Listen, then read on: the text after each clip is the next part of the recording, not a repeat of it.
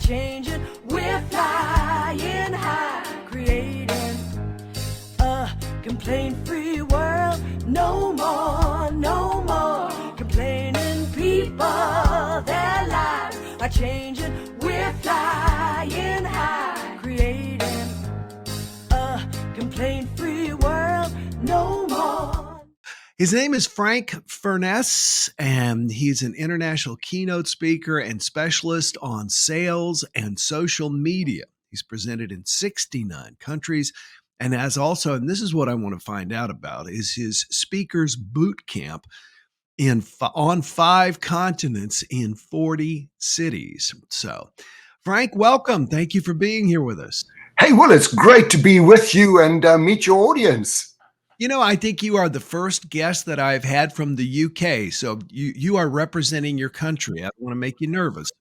Oh, that's great. But don't expect a UK accent because I come originally from South Africa. So that's where the weird accent's coming from.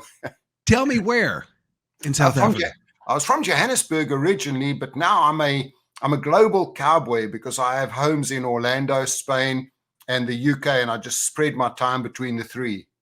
All right, I've got to ask you to slide over a little bit so I can see the drum set. I'm a drummer, and I want to see your drum set. Oh, my gosh. I used to have the same stand of timpalis or whatever you call them. Oh, I swear I think we have the same drum set. Mine is and that's my percussion kit. That all comes from Brazil. Wow. Look at that. My guitars over there, and around the corner are my saxophones. Wow. So you play a lot of instruments then? Yeah, I play drums well. The others I play badly. Oh, okay.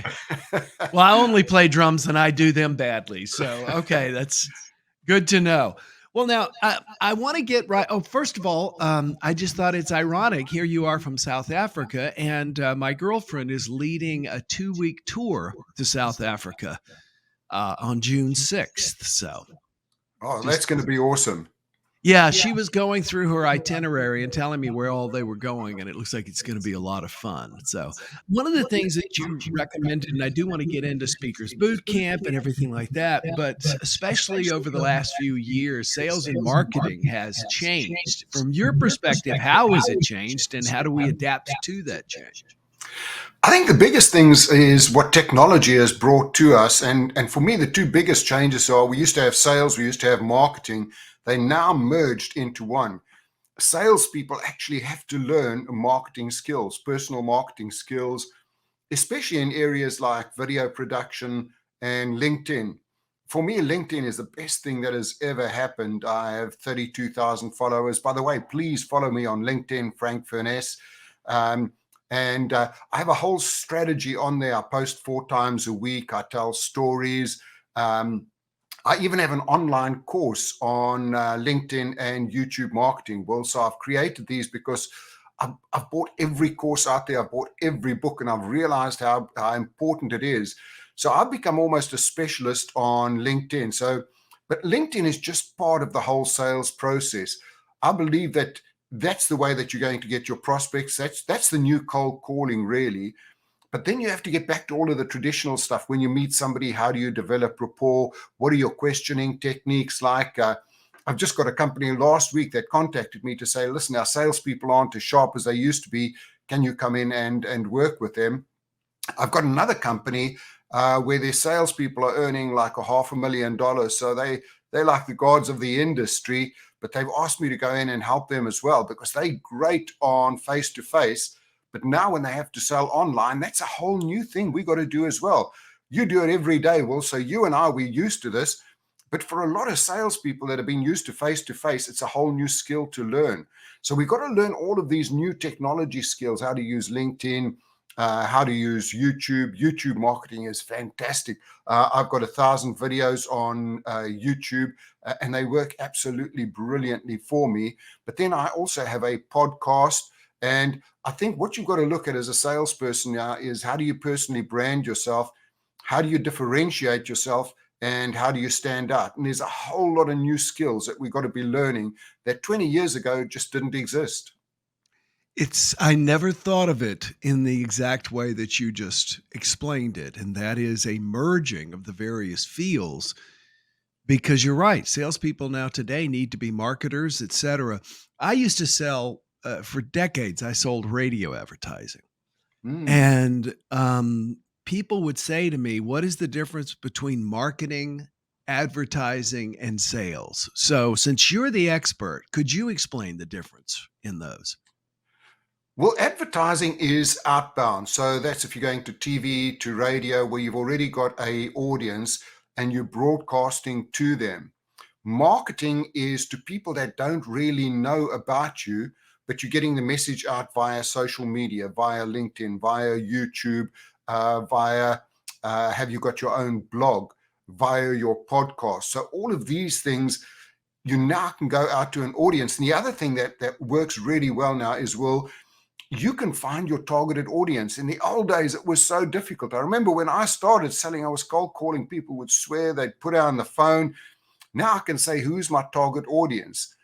I do a lot for offshore financial advisors. So I can go into places like LinkedIn or some of the other places, do Boolean searches. I can find my exact audience. I can connect with them, not sell to them, but connect with them, give them some great information that will help them with their business. And when they see me as the expert in what I'm doing, they'll say, listen, I like you. Tell me a little bit more about your business. And that's where the conversation starts. So advertising is pushing out to an audience that is already there. Marketing is going out to your potential new audience, educating them and letting them see that you're the specialist. And sales is where you actually get in front of them, either online or face to face, to sell your products or services. And I see that, and I posted it just now. You have a product, www.productivitycenter.com, center spelled in the way the rest of the world spells it. So CENTRE.com /LI tips for LinkedIn. All right, I'm going to take advantage of this. As a speaker, I have a LinkedIn profile. I have an eSpeakers profile. I have this, I have that, I have this. I don't know that LinkedIn is really doing me any good whatsoever. My speeches are generated by a team of people who find them for me, and then we use email campaigns. So that's more how we do it. How important is LinkedIn for professional speakers like you and I? And is this productivity center.com LinkedIn tips something that would be good specifically for us speakers? Yes, it's great for speakers and for coaches and for consultants. Because the one thing I looked at how I get most of my speeches, and 95% is still word of mouth and referrals, people that have seen me. But if you're a new speaker, you haven't been seen much, and you've got to get yourself out there. You've got to, and LinkedIn is a great place to post articles on whatever your speciality is. If it's leadership, if it's sales, if it's marketing, whatever it is, get some articles out there, get some videos out there. Again, video is so powerful. And this is going to an audience who doesn't see you or who doesn't know you. Now, one of the other things for anyone watching this now, the two most powerful things you can ever do is use LinkedIn and YouTube for search engine optimization. Anybody watching this now, please get out your phones and go into Google and type in sales technology speaker. So that's how I want to be found, sales technology speaker. And it doesn't matter where you are in the world, I guarantee you I own the first page for that phrase. And I have for the last 10 years. Two big secrets there. I keep putting up videos onto YouTube all the time that have sales technology speaker in 3 places: the title, the description, and the tags. The second thing where LinkedIn works for us, as you said, now, well, how's that going to work for me as a speaker? So if you optimize your profile and you have sales technology speaker or whatever your speciality is right throughout, you now get to number 1 on the generic search engine with Google without having to pay a cent. So anyone who knows me is going to go in and type Frank Furness, but what I'm looking for is people that don't know me. So when I started this, I looked at sales and marketing speaker. It was way too broad. So I thought, I speak on sales and technology. Somebody's going to have a conference. They're going to say to their assistant, listen, we need a speaker on sales and technology. Can you go and find someone? What they're going to do, they're going to go to Google, type in sales technology speaker. And hey, I own the whole first page. There's my website. There's my LinkedIn. There's my YouTube videos. There's my blog. And they're like, this guy owns the first page. He must know what he's talking about. And that's generated me some really, really big gigs. Not a lot, but really valuable ones. That's wonderful. All right, give me some advice as a speaker. And the reason I want to ask is that people misunderstand what it is I'm speaking about. They think that as the world authority on complaining, I'm just going to come in and, as you would say, whinge, gripe about people who complain instead of approaching it as something that human beings simply do to get their social needs met, which because people love me once I get over that hurdle, and once they watch my video, they get it. But how would I present myself better, in your opinion, such that there wouldn't be that misunderstanding in my marketing? So again, for complaints, for me, that's a little bit negative. So I would almost, how do you turn the negative into a positive? So if I was you, I would be branding myself, turning complaints into compliments. How you can take your customers or your whinging customers and turn them into raging fans, and then start doing videos on that, start writing books on that, articles, blogs, on all of that kind of thing. Because if I own a business, it's like, oh, he's just going to be talking about complaints. No, I don't want that. But if I look at it and I say, well, I've got a lot of customers that are complaining. Maybe this guy can show me how I can turn them into winners. I can turn those complaints into, this is fantastic. I love what you're doing over there. So I'd almost approach it that way. How do you turn the negative into a positive? And for the business, what's in it for them? One of the things that I always point out in my speaking is that the opposite of complaining is gratitude. And just then, when you were talking, I need to make sure that we have gratitude more on our website, increasing gratitude as opposed to minimizing complaining. Well, tell me how you got into the Speakers Bootcamp, because this is something that this idea is something really important, near to dear and dear to my. So I used to be really good at sales. In fact, I was in the top 0.5% of salespeople worldwide. And people then started asking me to come and speak at their conferences and tell people how I did it. And somebody offered to pay me. And I thought, this is so cool, And that's how I got into speaking. And then I remember going to my very first National Speakers Conference in the US. And I met a lady called Dottie Walters, who was a legend. I bought every book, every course of hers. And I made the typical mistake. I went up to her, I said, can I have 20 minutes of your time? Like, can I get 20 minutes of free time? And she said, you can have as much time as you want. It costs you $250 an hour. 20 years ago, for a new speaker, this is a lot of money. So I bought 2 hours. She ripped me apart. She said, go and get your first product together. Came home, put my first product together.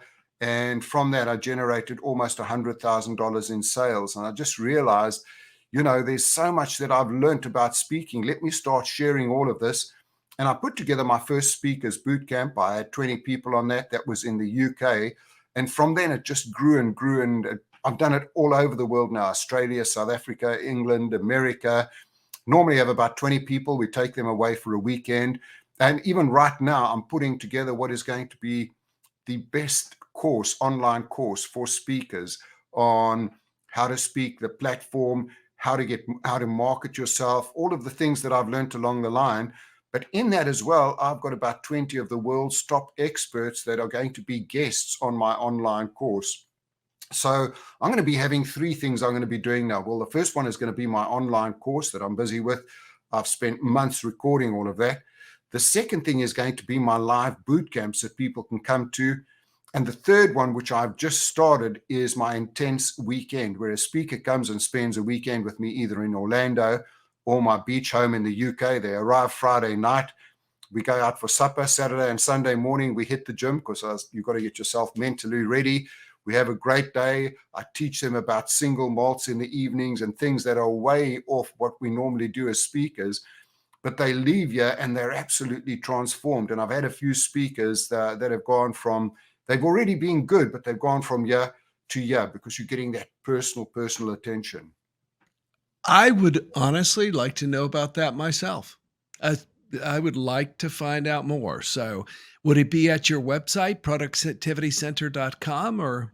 So no, I've got 2 websites. One is frankfurness.com, Productivity Center is almost the home for all my online courses. So I have 9 online courses, and in about 2 months or about a month from now, you will see the new speakers bootcamp going on to there. I'm still busy working on that, editing that. But in the meantime, anybody who's got any inquiries, just drop me an email, frank@frankfurness.com, and I'll keep you updated. Awesome. Well, certainly add me to the list. I'm creating my own online speakers course. I have so many people who want to teach my complaint-free concept as speakers or within companies that I am creating a program as well. And I did one a few years ago, and we had 10 people go through, and 3 of them actually went on to become full-time professional speakers. So I'm excited about that, but I want to learn more, and I'd like to learn more about single malts as well. So I think that would Yeah, be that's good. great. And I mean, even an added on, I'm big on cigars as well. So some people Oh, don't like it, but I'm the cigar fundi. awesome. Well, one of the things that I loved, and I wanted you to comment on this because the reason I was saying I've set up my own, I'm teaching this is I've had several people ask me, and I've come up with a process, do this first, do this next, everything I wish I would have been handed as a Mm. professional speaker. And what I find interesting is that I've taken a couple of people on to mentor who are paying me nothing. And as a result, they're not doing what I'm suggesting. They're treating it that way. Would you comment about that and the fact that Dottie charged you for this information? Some would say, well, my gosh, can't you just help somebody else? The thing is, if you get something for free, you just don't appreciate it. I've had a few people I've given my course to free, and I've gone back, they haven't even looked at it, but they've, oh, Frank, give me your course, please. I can't afford it right now, so I'll give it to them. They don't even look at it. So I've made a decision. If you can't invest in yourself, you're not going to take things on board. And you know that. Well, you'll go there, you'll mentor these people. A lot of the times you don't even get a thank you from them. And you're providing incredible value. Think about all of the years you've spent mastering your craft in doing what you're doing. Why should you be giving that away for free? You know, um, I give a little bit away for free. And what I'm doing now, my process is I tell people what they should do. I'll give them that for free in terms of articles, videos, that kind of thing. But I don't tell them how. If they want to know the how, they've got to invest in themselves. And once people invest in themselves, that's when they're going to start doing things. And I would say exactly that to you. Give them a little bit of what they've got to do, but the how they've got to pay for. Your time is valuable. Your experience is incredible. I was thinking of 2 quotes. The first one is from Jesus, and that is the laborer is worthy of his hire. In other words, pay the person. And the other was Heath Ledger as the Joker. If you're good at something, never do it for free. Yeah, absolutely.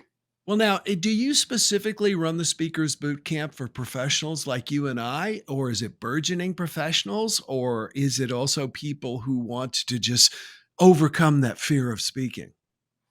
So I run 2 lots. One is for fairly experienced speakers. And in fact, most of my speakers boot camps are fairly experienced speakers and new people coming into it that have had a fairly good amount of speaking experience with their companies, or they've been at Toastmasters and they now want the next step of coming into it. The second level, which is more like presentation skills than really professional speakers, is for a different kind of audience. So the Speakers Bootcamp, I would say, is for anybody that wants to be a professional speaker. I run it over 2 days. The first day is all about the platform skills, what you got to do there. The second day is all about the marketing skills, how you can get the work, because you can be the best speaker in the world. If nobody knows you, you're going to starve. And the second thing is, if you're a great marketer and you're really not good on the stage, you're never going to get booked again and you're going to get a bad reputation. So it's how do you get both of those working in tandem? And then, as I say, afterwards, a few of those speakers come for the intense weekend where we look exactly at them. So there's not going to be 10 or 20 people, but just one person. They'll give their speech. I'll critique the speech. We'll fix it. We'll change things. We'll add to it. We'll look at everything that they're doing in terms of marketing. And I've had one of the people was the CEO of one of the biggest car companies in the world, had a massive profile, decided to go into speaking. He'd been on a few courses, didn't pick up that much, came on the intense weekend and went away with a whole new strategy, knowing what he's going to do. And now he's doing really, really well because he's already got a big profile. If he now can become a great speaker, even the marketing is going to be easy for him because he's already well known. You said he had taken a number of courses, and I too, over the last 15 years, have paid for a number of courses on marketing.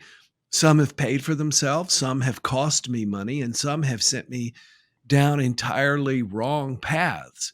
One of the misconceptions I find in the arena of people like you and I who are trying to help other speakers is this idea almost do what you love and the money will follow. In other words, if you are a huge fan of something, anything, you can then turn it into a lucrative speaking career. And I consider that to be a bit of a myth. What are your thoughts on?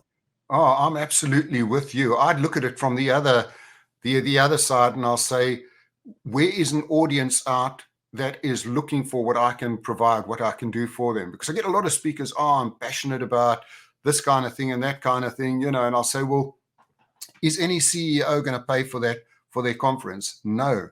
So mine is, I would say, the big things are sales or leadership or marketing, inspiration. You get different kinds of speakers as well. I'm a content speaker, so I give tons and tons of content together with some entertainment. Other people are looking for inspirational speakers. And again, for me, inspirational speakers, you've got a lot of competition there because you've got all of the ex-presidents and high-profile TV people that you're up against. And if you've got a company and saying, I can get TV personality or I can get Frank Furness, they're going to beat me hands down every time. But when it comes to content and they say, listen, we need someone on sales and marketing, oh, look what this guy's done, look who he's spoken for, we're going to take him on board. So what you're saying there is, I totally disagree with find your passion and then go out there and find it. Me, I'd rather say with find your audience who will pay for what you can give them. And even though you're speaking on a strange kind of subject, you've almost got to turn it around into what would somebody pay for? If I'm a CEO of a big company, I'm going to be saying, listen, well, I'm going to pay you 10 grand to come and talk to me, but I want my audience to leave with some benefits afterwards saying, wow, that was great. It was fantastic. It was funny, but they've taken 3 things away that are going to make it worthwhile for me paying you that money. Mm-hmm.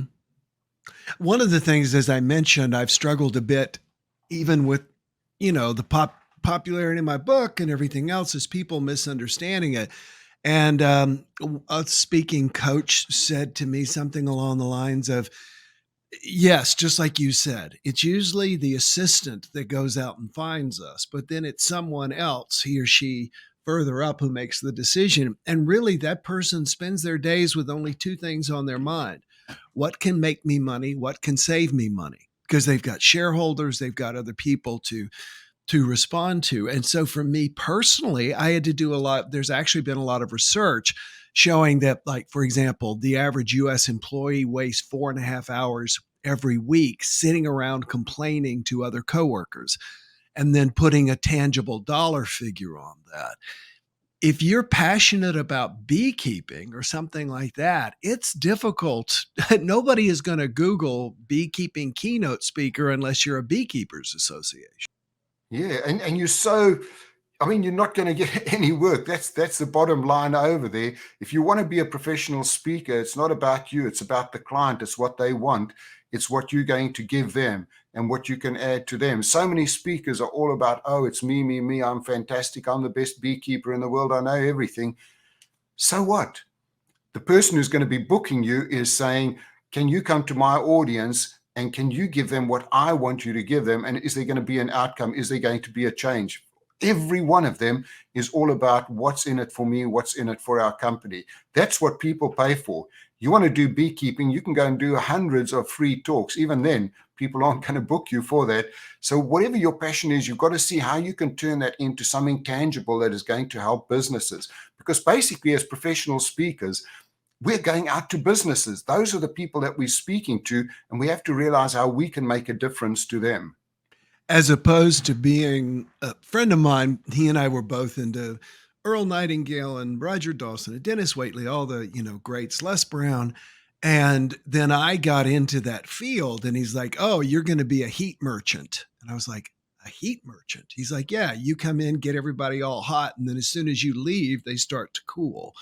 And I think that for years there was a space for that in the professional speaking.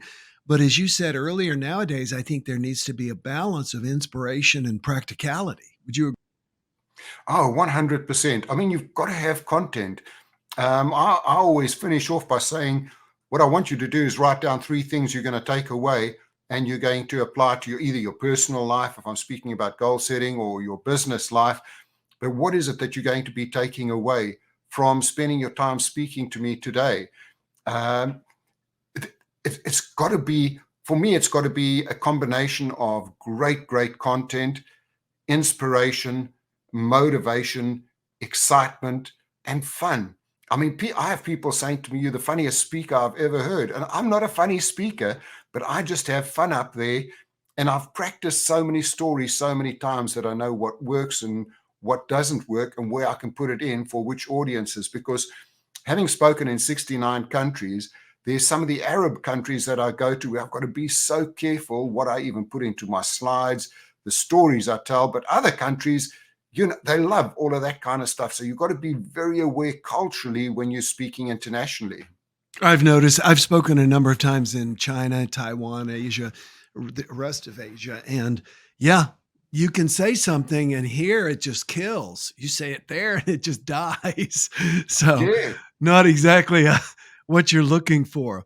I want to remind everybody I'm talking to Frank Furness. He's in UK today speaking to us. Go to his 2 email or websites rather, www.productivitycenter.com, center spelled TRE as opposed to TER, and also to frankfurness.com. Frank, this has been great. And I really I'm going to send you an email as soon as we get off. I want to know more about these opportunities. And you say you're here. I'm in Florida. So you come to Orlando periodically? Yeah, I'll be there from October to the end of the year. So I spend half my year in Florida, and I'm definitely coming to the Keys. So we'll get together. We'll have a few beers and single malts and cigars. Definitely. All right. Consider it a date. Let's make it happen. Well, Frank, thank you so much. And I look forward to meeting you. And I always like to bring speakers like Frank on because I know a number of my previous clients watch my daily Jumpstart. So I want you to be sure and check out Frank. I'm sure he would be absolutely wonderful. Thanks, Frank. Enjoy today. Thanks, Will, and looking forward to catching up in Florida. Yeah, same here. See you soon. No more complaining people. Their lives are changing. We're flying high, creating a complaint-free world. No more complaining people. Their lives are changing. We're flying high, creating a complaint-free world. No